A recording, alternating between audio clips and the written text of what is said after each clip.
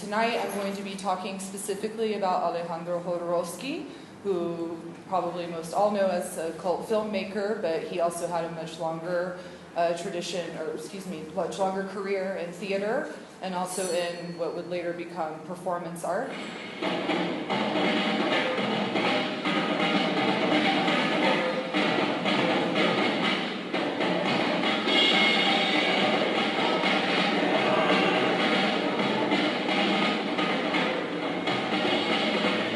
The Chilean-born artist Alejandro Jodorowsky's scandalous artistic output of the 1960s operated at the extreme fringes of Mexican cultural production, developing what he would term panic theory in a variety of mediums. He aimed to destroy all existing definitions of art, theater, poetry, language, and dance, resulting in his engagement with mime, film, theater, comics, action art, among other genres. In 1965, Jodorowsky published Teatro Pánico, or Panic Theater, which defined a new artistic theory he began developing upon his arrival in Mexico City in 1959.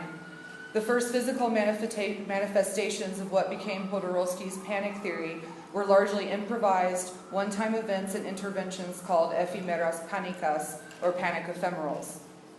The artist-performer claimed the art form would, quote, have the task of finding expression through concrete means, overcoming both figuration and abstraction in order to incorporate into their universe any kind of materials and actions that are called non-theatrical.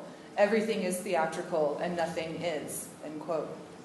Jodorowsky produced at least 27 panic ephemerals between 1961 and until 1970. The ephemerals were political acts. They directly attacked religion, Mexican nationalism, political corruption in the public and cultural sphere.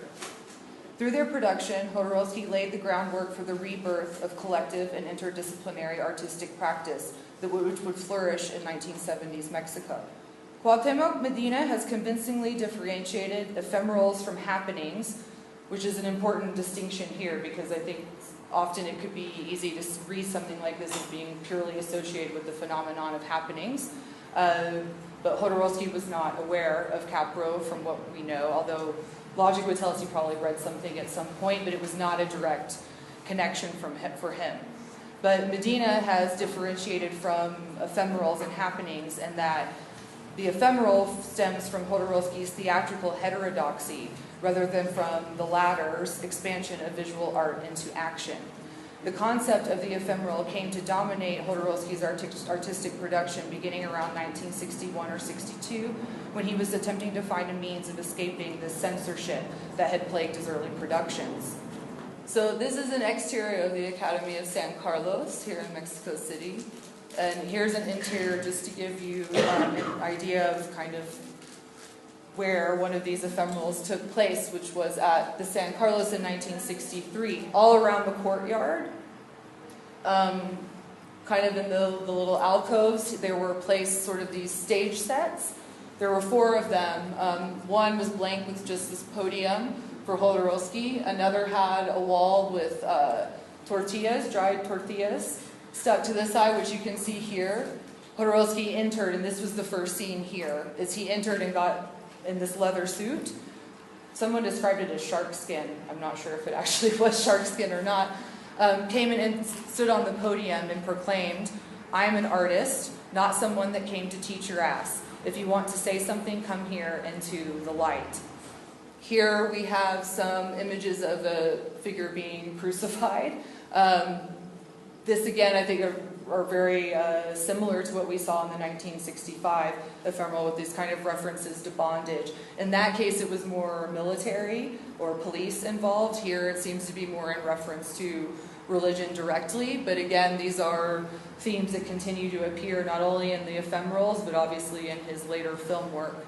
Here also, just another example of how Jodorowsky introduced rock and roll is this was in the 70s, late 60s into the early 70s, Jodorowsky was given control over a program called 1, 2, 3, 4, 5, A Go-Go, and he was given complete creative control over that. And so here is just an image of one band. It was mostly inviting rock and roll bands to play, but he would stage them kind of himself. And the second ephemeral I wanted to touch on really more briefly, because we don't have as many images of this ephemeral, was called Canto all'Oceano.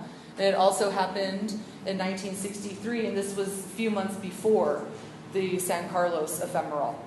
And in a nutshell, what happened at Canto all'Oceano is that Gas and Gas owned this Centro de Deportivo Bahia, which is now destroyed, and he commissioned Manuel Felgueres to install a mural, this mural here, which is called Canto all'Oceano, which is made from found oyster shells entirely. This mural had been commissioned, and so then Gas and Gas decided to ask Jodorowsky to do one of these ephemerals for the opening reception of the mural. So Jodorowsky agreed to do this, and his idea was to basically do an interpretation of Lautréamont's Le Chants de Maldoror. And Lautréamont was sort of the darling of the surrealists, and it's a little bit unclear as to exactly what happened at the ephemera, but the biggest important part was that Jodorowsky had planned to descend from a helicopter reciting the Lautréamont poem dressed as Maldoror. And what happened was, during the rehearsals, a few hours before the actual production was to begin, the helicopter came out, and Jodorowsky was going to descend, but there was a miscalculation by the pilot, and the helicopter crashed into the pool, at which point they said, "Fantastic, even better, leave it there." And so they left it there. And this is the only image that exists of the helicopter in the water, but there were, it's a story that's told over and over again. Aside from his dramatic entrance by helicopter, he also constructed, and again, apologies for the quality, but it's the best we've got. They constructed platforms in the pool itself, and there were meant to be different dancers, again, partially nude, partially clothed. There would be professional dancers positioned on these platforms, engaging in different acts. There were also descriptions saying that in the bathrooms that were on either side of the mural, there were couples placed in the bathrooms that were nude, some of them clothed, and periodically the doors would open and close, and they were engaged in sex acts.